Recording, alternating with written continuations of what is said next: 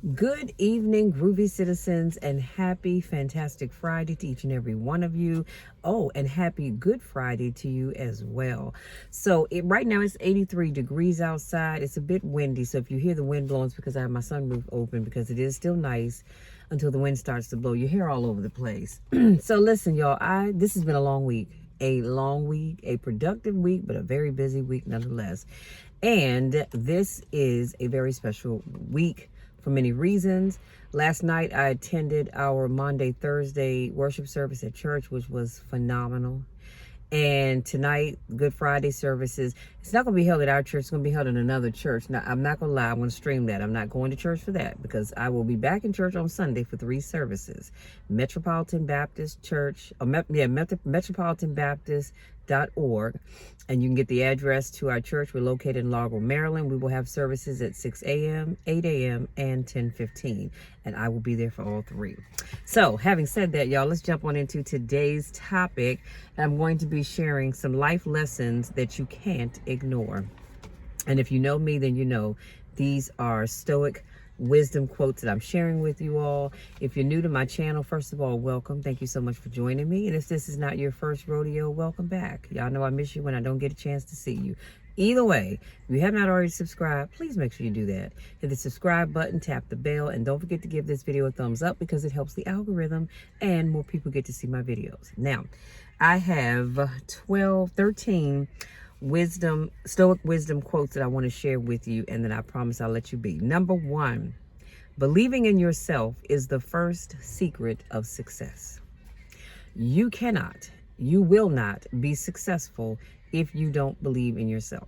And oftentimes when I'm working with clients, I find that I believe in them more than they believe in themselves, which is frustrating for me, but I just have to do the work and encourage them and let them know that, hey, you can do this. But you've got to believe in you. I'm always going to tell you I believe in you because I believe that we can do anything that we put our hearts and minds to. But you've got to believe in you as well. Number 2, a negative mind will never give you a positive life. If you walk around, excuse me, almost my sinuses are draining, but if you walk around and you are negative about everything, your mind is always coming up with the worst case scenarios, all that other good stuff, sweetie, you're not going to have a great life. So I need you to start thinking positive. Even if it looks like whatever that thing you're going to do isn't going to work out, so what? Be positive anyway. And say to yourself, you know what? If this doesn't work out, hey, at least I've learned something new, okay? But you've got to have a positive mind. Number 3, don't count the days, make the days count. That's one of my personal favorite quotes. Don't count the days, make the days count. Some of you are counting the days until your vacation, or you're counting the days until the fall or the holiday season, or whatever it is that you're counting, your birthday, which by the way, yesterday was my birthday, you guys. And so anyway, I digress, but whatever it is that you're looking forward to, don't just count the days, make every day count. When you get up in the morning, I want you to say to yourself, today is going to be a great day no matter what. And I'm going to do something extra and ordinary today. It can be something small. It doesn't matter. But I don't want you to get up in the morning and think, oh, God, I got to get ready for work. And then you're dreading going to work, which means you're going to dread being there all day. And y'all know how we get. You go to work and you say, I can't wait to get off. No, make the time count. Excuse me, do something constructive. Learn something new, whatever the case may be. But don't just count your days. Make each and every day count. That's powerful. Number 4, 2 things define your patience when you have nothing. And I'm sorry, 2 things define you. Your patience when you have nothing and your attitude when you have everything. This is another one of my favorite quotes. Your patience when you have nothing. Have you ever thought about how, and we're all guilty of it because I know I've done it before a time or two, where you don't have the thing or those things that you need, and you've been talking to God, you've been faithful, you've been asking, you've been waiting, and you're like, Lord, I'm getting frustrated because I'm asking for ABCXYZ and I still don't have it. And your patience runs thin, and you say, you know what, forget it. If God does it, he does it. If he doesn't, I don't even care anymore. Because y'all know we've been down that road. But the thing that defines you is the patience when you have nothing, but also your attitude when you have everything. Do you get everything that you've asked God for, and all of a sudden you change to this whole different person? Y'all know what I'm talking about. You're all meek and mild when you're asking God to do something, but as soon as he blesses you, then you forget about everybody and everything that held you down when you didn't have anything. So make sure you're very careful about that. Number 5, if you can stay positive in a negative situation, you win. That's powerful. If you can stay positive in a negative situation, you win. Oftentimes, I hear people say, Michelle, why are you always so positive? Like, how is that even possible? And I always say, well, regardless of what's going on in your life, it could be worse. So even if things aren't going as great as I would like them to be, I'm still going to keep a positive outlook, a positive attitude, because I know it could be worse. Okay, so you get paid and you have bills, right? You take care of your bills, and now you're like, I only have a couple of dollars left, and I have to wait for another week or 2 weeks, or however often you get paid. Well, guess what? That's a positive thing, because guess the bills are paid. You may not have a whole lot left, but your bills are paid. That's the big picture. You can stretch those dollars you have left, and if push comes to shove, you can borrow something from somebody. Hopefully they'll lend it to you. But the point I'm getting at is that you've got to have a positive mindset during those negative times in your life.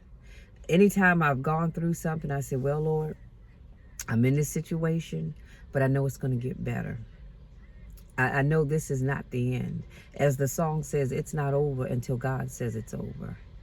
Or one of my other songs that I'm loving, and the artist, she sings that she's a warrior. Nothing's going to stop me. Nothing's going to break me. I am a warrior. And so even when things aren't going good, guess what? I'm still going to think positive. If God brought me through it before, guess what? He's going to do it again. I may be down, but I'm definitely not out. The count has not stopped. The clock has not stopped. I am still here. So there's still some good for me to do. And guess what? If that project didn't work out, I can go back to the drawing board and say, okay, you know what? These are all the things that I did. Here's what worked, and here's what didn't work. So I'm going to take my time and focus on the things that worked and see how I can improve them first. And then I'll go back to the things that didn't work and say, okay, let me see how I can tweak these to make them work. And you just keep trying. But giving up is not an option. Understand that. Giving up is never an option. And let me say this. When you do give up, it should only be because God spoke to you and said, that's enough. It's time to give up. It's time to let that go. And you're going to know when that happens. Number 6, your greatest asset in the world is your mindset. And it absolutely is. Your mindset dictates how you move in life. I don't know if you've ever really thought about that, but your mindset will always dictate how you move in life. If you have a reckless mindset, you're going to be doing reckless things. If you have a positive mindset, you're going to be doing positive things. If you have a negative mindset, you're going to be doing negative things. You're going to be sitting around complaining, having pity parties, and don't invite me because I'm not coming. But your mindset really determines your outcome in life. Number 7, don't quit. Nothing lasts forever, not even pain. Again, another one of my favorite quotes. Nothing lasts forever. You and I, we will not last on this earth forever. There will come a time where God will call us home. That pain in your knee, it's not going to last forever, because guess what? Either you're going to get knee replacement, you're going to get some gel shots, you're going to get a cortisone shot, and or eventually the good Lord's going to see fit to take you away from here. So that pain won't last forever. Whatever it is that you're going through, that job that you're in, it won't last forever. You're just in a holding season right now, and God's going to bless you with something better. You're thinking, but I've been here all this time. I give my all, and these people never really recognize the gifts and talents that I bring to this job. Well, guess what? Don't fret. Don't get that negative mindset, because nothing lasts forever. And God will open up the door for you to get a better job, one that has potential for you to grow. So just remember that. Number 8, and as the quote says, not even pain. Think about it. You have a toothache, that pain won't last forever, because as soon as you go to the dentist, he or she is going to either pull that tooth or they're going to fill it. But that pain won't last forever. Number 8, the way you speak to yourself matters the most. Again, excuse me, I cannot stress that enough. You have to be careful with what you say to yourself. And it bothers me to the core of my being when I hear someone say, I am so stupid. I can't believe I did that. I'm an idiot. No, you're not. You messed up. You messed up, and guess what? That's all a part of life. We don't have a testimony without first being tested, right? So I don't, and I'll tell people in a minute, don't do that. Don't speak negatively towards yourself in my presence. Now, what you do in your own home, on your own space, that's your business. But when you're around me, don't do that. You're not an idiot. You're not dumb. You're not stupid. You may have done something that was stupid, but you are not stupid. You're human. We all make mistakes. We learn from them. We pick ourselves up, brush the dust off of our hands, and we keep it moving. But the way you speak to yourself, that's why, believe it or not, a lot of folks have not been able to get where they want to be in life, because you don't speak positively to yourself. You don't speak words of inspiration and motivation to yourself. And this is why I do what I do, to encourage you, to tell you that you can do it. You will succeed.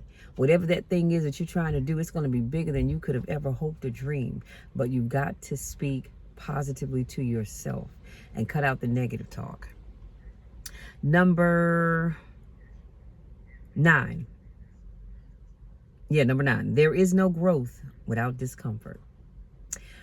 In life, and that's self-explanatory, but in life, whenever you are getting ready to be moved to the next level, or you're going to take on a new project, whatever that thing may be, there's going to be some discomfort. When you have a baby, bringing a child into this world, and as a mom, I can tell you it hurts. Ooh, Lord, does it hurt. But you go through that discomfort in order to bring life into this world. Those children, or that child that you have, when you look at them every day, you think about the discomfort that you had to go through to bring them into this world. But look at what you have. You have a wonderful son or daughter. And all because you were willing to be uncomfortable. Well, here's what I know about life. Whenever you ask God to take you to the next level, He's going to allow some discomfort. Because you can't just walk into things and think it's going to be easy, because that's not the way life works. Or some of you are in the same place now that you were in a year ago, 2 years ago, 3, 5, 10 years ago.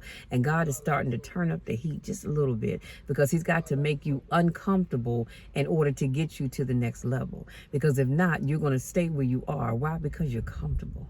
So you don't have any cares in this world. You're just as comfortable as you can be. Well, without some discomfort, you will never get to the next level, because there's no encouragement or reason for you to move. Why would you? You're comfortable, you know. Number 10, keep it private until it's permanent. Excuse me, another one of my favorite quotes. Keep it private until it's permanent. Too often, we get excited and we want to share our good news with everybody. But guess what? Everybody doesn't need to know. And everybody shouldn't know. Keep it private until it's permanent.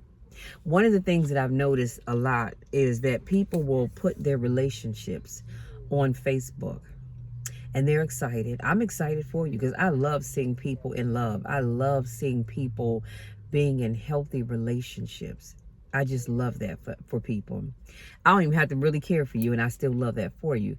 But too often that relationship is new, and we want to put our boo thing on social media, because we want everybody to know we're in a relationship, we're happy, this, that, and the third.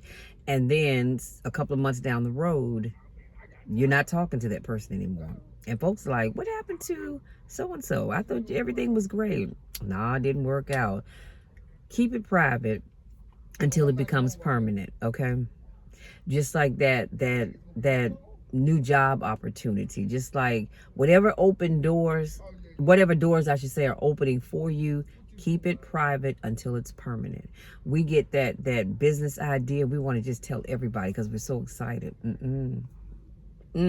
zip it. Keep it to yourself until it's permanent. Keep it to yourself until that thing is truly locked in. And then you can share it with people. But until then, keep it to yourself. Number 11, never tolerate disrespect, not even from yourself. Y'all, I don't even really have to say much on that. You should never, and I mean never ever, tolerate disrespect. And too often times people do it. You do it with your spouse or your significant other, and you say, well, I have no other choice. You know, they're doing all this stuff for me. They take care of my bills, this, that, and the third, but you still don't deserve to be disrespected. I wouldn't care if you paid every bill that I've ever had in my life, in the past, present, and the future. You don't get a chance to disrespect me. I don't disrespect me, so I'm certainly not going to allow you to do it. Sometimes people say, well, that's my supervisor. Excuse me, makes no difference. They don't get to disrespect you. Your pastor doesn't get a chance to disrespect you. Your family members, nobody should be, you should not allow anybody to disrespect you. I don't care who it is. They should not be disrespecting you, okay? You have a right to be respected. And when you disrespect yourself, that's even worse. Stop disrespecting yourself. How do you do that, Michelle? Well, you disrespect yourself when you allow other people to walk all over you. When you go out here and you laying down with everything and everybody, that's disrespecting yourself. Your body is a temple, and God did not intend for you to use it that way. So stop disrespecting yourself and stop letting other people disrespect you. Because I'm going to tell you something. I'm not the one. I am not the one. You hear what I say? You get disrespectful, I'm going to let you know, hold up. That's not acceptable. We're not doing that. We are not doing that. If I'm respectful to you, we can agree to disagree, but I don't get the right to disrespect you because I don't agree with your opinion or that I don't even care for you. As long as you're cordial to me, I'm going to be cordial to you. Because I promise you, I can give it just the way you, just the way you give it, I can give it right back. And I promise you, that's not a bear cave that you want to open up, okay? Let me move on. Number 13, no regrets in life, just lessons learned. No regrets in life, just lessons learned. Hey, y'all, hold on a second. Oh, never mind. I was trying to catch my neighbors. I need them to cut my grass. I'll catch them after this because y'all, I'm sitting here sweating. Anyway, number 13, last but not least, no regrets in life, just lessons learned. I don't want you to regret anything. I know you've been through some stuff. You've seen some stuff. You've done some stuff. You've thought some stuff. You've said some stuff. But I don't want you to regret anything. I can honestly say, excuse me, that I don't regret anything that I've ever done in life. You know why? Because everything that I've done has made me into the person that I am today. Everything, good, bad, and indifferent. Everything that I've done has taught me a lesson, and I've been able to take those lessons with me throughout life. So I want you not to regret anything. I know sometimes we sit and say, wow, you know what? I had a good man that wanted to love me, but I wasn't ready, and I pushed them away. Or I'm going to say a good person, not necessarily a good man, but a good person. And I pushed them away, and now they're happily married with somebody else. That could have been me. Don't do that. Don't do it. Don't do it. Don't regret that. Because at the end of the day, that person may have come into your life for that season. They weren't meant to be there permanently. God put them in your life for that season. But he also put them there to teach you something. You may regret not taking a job offer. I'll never forget, I worked with someone who regretted not taking a job offer. But then the person that got the job, they worked that woman into the ground. And I said, now see, aren't you glad you didn't take that offer? Because that could have been you. So I don't want you to live with regrets. One thing's for certain, two things for sure. I'm not living with regrets. Life is too short. I live my life such that, excuse me, like I said, even when I mess up, I'm learning something. Even when I mess up, I can say, okay, Lord. Well, here's the other thing. Let me say this. When we mess up in life, do you know that draws us closer to God? Because when you mess up, you have to go to God and say, Lord, I've messed up, but I need you to fix it, Jesus. I need you to forgive me, but I need you to fix it. And a lot of times you're going to mess up in life, and God is the only one that can fix it. So you've got no other choice but to call on him, okay? But I digress. Don't get to the end of your life regretting anything. The first time I heard somebody talk about that was Les Brown. I shared the story with you about the man who's laying on his deathbed, and all around the bed are all the things and ideas that God gave him. And they said, God gave us to you because only you could do something with us. And you didn't. And now we have to die with you. Don't live with regrets. If there's something you want to do, I want to encourage you, as long as it's legal, I want to encourage you to get out there and do it. Live your life to the fullest. So when you get to that ripe old age, whatever that may be, you can sit back and say, I am so thankful that I did this, I went here, or I did that or the other. Not living with regrets. And even if you miss the opportunity to do things, whatever that thing may be, don't live with regrets. Tell yourself it just wasn't time and keep it moving, okay? Having said that, y'all, that's it. That's all I have. I want to say thank you so much for giving me just a little bit of your time to speak life into you. Hopefully something I shared with you today will encourage you, resonates with you, but also encourages you to look at how you move, how you live your life. And if you think this video would help somebody that you know, please, by all means, share it. Again, don't forget to like this video, subscribe if you have not already done so. And I'm going to bid you all a great rest of the day.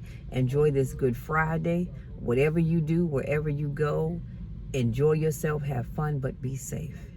And again, if you're new, thank you so much for joining me. If this is not your first rodeo, thank you for coming back. Y'all, I love you. I love you to the moon and back, and there's nothing, and I mean absolutely nothing you can do about it. And if you know me, then you know I always say, somebody somewhere is saying, how can she say she loves me? She don't even know me. You're right. Many of you I don't know. I probably never will get a chance to meet, and that's all right. But I still love you anyhow. And I want nothing but the best for you, because I know the best is yet to come, both for you and for me. But we've got to keep the positive mindset.